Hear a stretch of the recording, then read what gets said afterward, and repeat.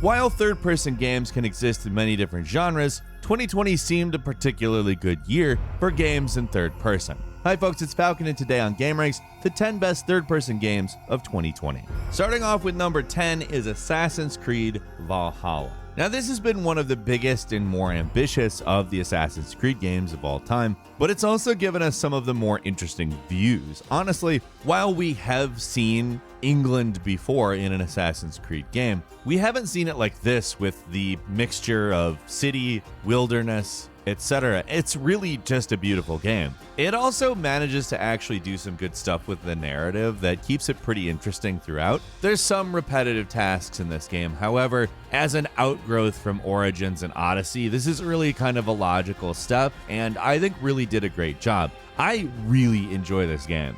I don't want to tell you it's the perfect Assassin's Creed, and it does make some mistakes, like I said. In terms of, maybe trying to make the game longer than it needs to be, there's some filler, but this game really does everything it sets out to do pretty much right. When they do Assassin's Creed right, they do Assassin's Creed right. This one, I think, does take it a step forward.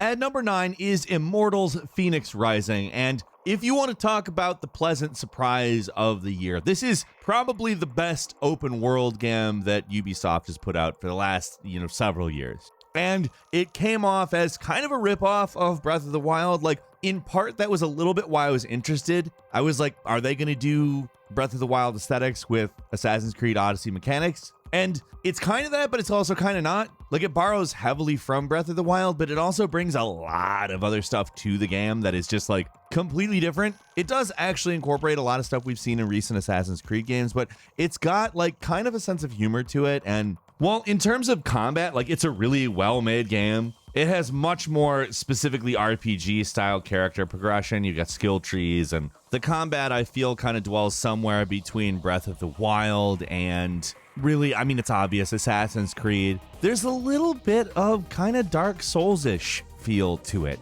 though. Maybe it's just me, I don't know, but like some of the timing stuff had a distinct Dark Souls feel to me, even though it's maybe a little bit faster paced. I don't know, between the humor, the unique world, and the stuff that it brings to the genre of game, Immortals Fenyx Rising is like just, something you gotta try. It's really good.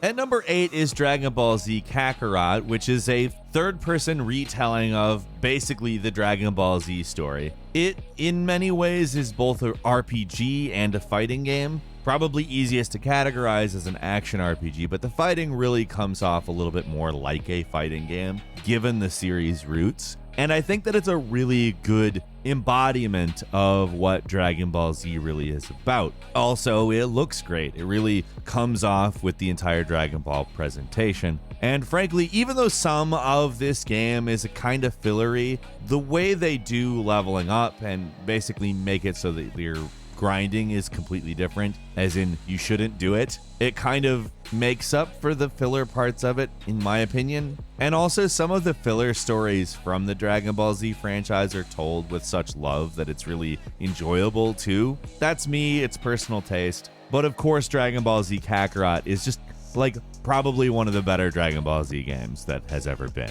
At number 7, ironically enough, is the Final Fantasy VII Remake. Now, this is obviously part 1 of it. It is Midgar. It is not the full Final Fantasy VII story. And frankly, given some of the things that happen in this game, we don't know exactly where that's going to go. We do know that this game is phenomenal. It is a little bit controversial regarding its narrative elements. I'm not going to say that it is not. However, it is, for the most part, a really good retelling that embellishes on elements of the original plot in such a way that, I don't know, I was just entranced the whole time. The motorcycle stuff, the depth, although I'm not gonna lie, sometimes finding all of the children in the town was a very irritating thing. Again, I don't want to get too spoilery, but some of the changes that happened towards the end make this into a very interesting game as well. And the nature of the series of Final Fantasy VII's remake, I'm not really sure what's going to happen. And that's not something you expect to say about a remake,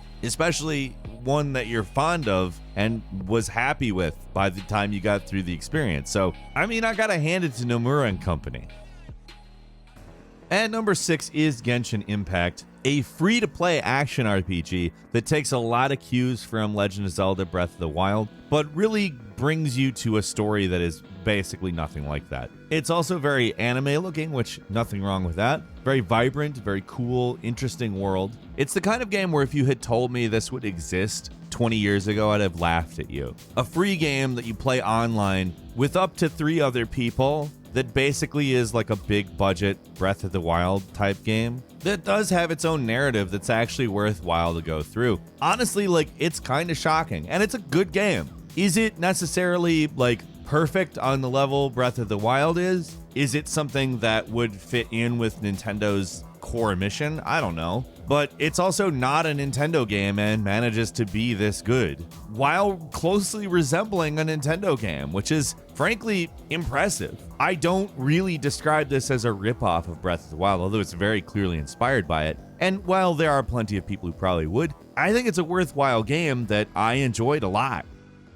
At number 5 is The Last of Us Part 2. Now, this was one that was a little bit more difficult for us to really chew on because it's such a heavy game and it's controversial in several of its choices. However, when we talk about this game, it's important to acknowledge that, like, just from a game design standpoint, it's really, really incredible. It's beautiful.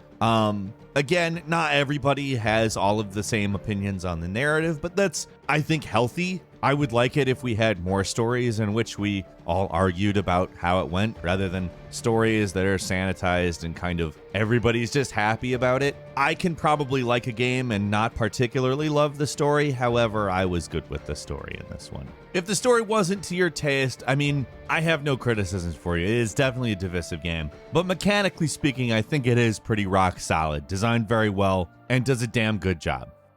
And number 4 is the Demon's Souls remake, which, man oh man, is it cool to see where Dark Souls came from. Now, there were a couple of minor quality of life improvements on the gameplay of Demon's Souls. Nothing major though, nothing fundamental was changed. And this is still a game that is interesting and experimental and definitely more willing to kind of be weird and go off in different ways. But at the same time, all of the rock-solid foundation of this Soulsborne franchise, and indeed genre of games, is all right here. This game is more or less the flashpoint of where all of that came from, and it is, in my opinion, basically every bit the game it should be, and I really enjoy it. I love playing it with graphics that don't appear extremely dated. They're actually gorgeous. It's a beautiful game, astounding even. Blue Point Games handled it. They did Shadow of the Colossus so well, and they did this so well. Really, kudos to the developers on this game.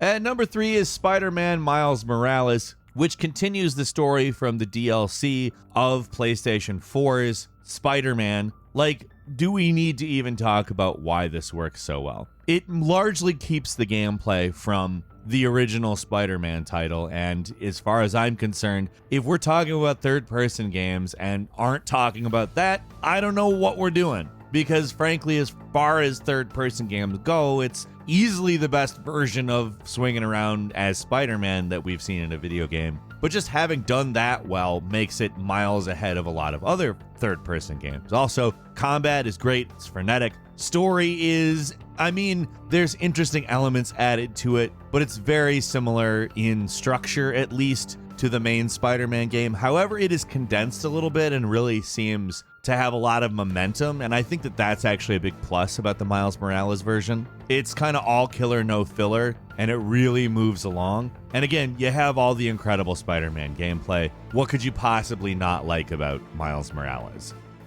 And number 2 is Mount and Blade 2 Bannerlord, which serves as a 2-century prequel to Mount and Blade Warband. This is essentially a strategy/action RPG that updates the visuals probably more so than the formula of the original Mount and Blade. And I think that's a really good thing because frankly, Mount and Blade is just really kind of just a brilliant idea. Just like its predecessor, the way this game shines is in combat primarily. There's so many different routes you can take. And you've obviously got a party, you have to lead, and that's where the strategy elements begin to come in. Honestly, it's just a unique game that I'm kind of surprised didn't spawn its own kind of, spin-off genre, but maybe it never got quite big enough for that. Still, it is a brilliant game, and the 2020 update to it, it's nice to see with now graphics rather than outdated graphics. It's a good sequel that adds in all the right places.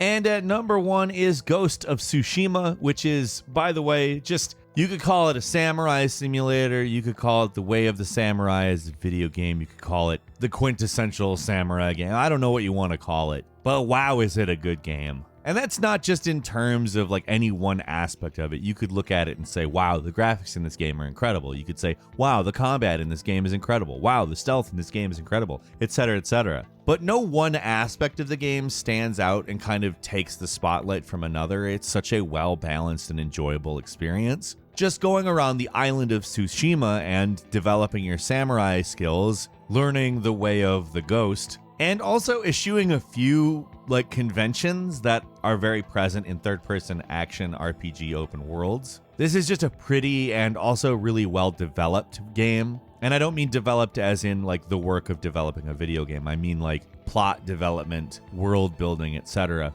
It's easy to get lost in, and to be honest, I hope it becomes a franchise because I would love to spend more time in that world. We've also got a few bonus games for you. First off is Nioh 2, the sequel to one of the better Souls-like games out there, which builds on it in every conceivable way. Maneater, basically the shark simulator. You can look at this game as a silly game or as a not silly game, but you definitely have to look at it as an original game, as it manages to make being a shark into a pretty enjoyable, kind of arcadey, sandboxy experience. Zombie Army 4 Dead War, sequel to the Zombie Army trilogy, which is a spin-off of the Sniper Elite series and inherits a lot of the great elements of Sniper Elite, of course heightening everything. And although there is sniping, there's also a lot of melee goodness in this one. Animal Crossing New Horizons, which is effectively a little town building simulator that you play as a person basically building a city for a raccoon. I don't know how to describe Animal Crossing.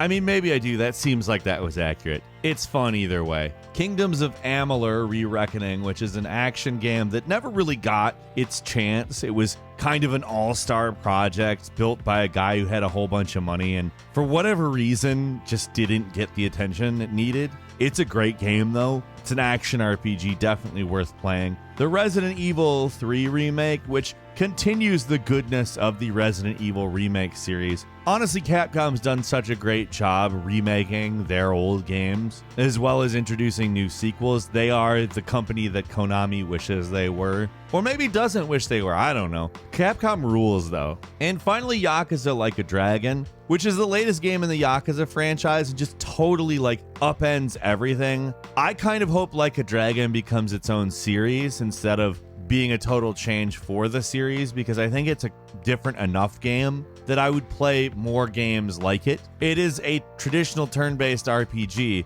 that is Yakuza also. Mortal Shell, a game that kind of came out of nowhere from Cold Symmetry. It's basically a Souls-like game that does some very specific things that make it stand out, I think, among a lot of other Souls-like games. There are some specific differences in the combat mechanics, but more than that, there's a mechanic of possessing different types, which is what you do instead of picking a character class. And believe it or not, the shells mechanic, the 4 different types of character with different playstyles that you can basically possess throughout the game, is actually because they didn't have a massive budget. They're a smaller developer, and in my opinion, it's probably the reason to play the game. It just works really well. What third-person games did you play this year? Leave us a comment, let us know what you think. If you like this video, click like. If you're not subscribed, now's a great time to do so. We upload brand new videos every day of the week, and the best way to see them first is, of course, a subscription. So click subscribe. Do not forget to enable all notifications. As always, thank you very much for watching this video. I'm Falcon. You can follow me on Twitter at FalconTheHero,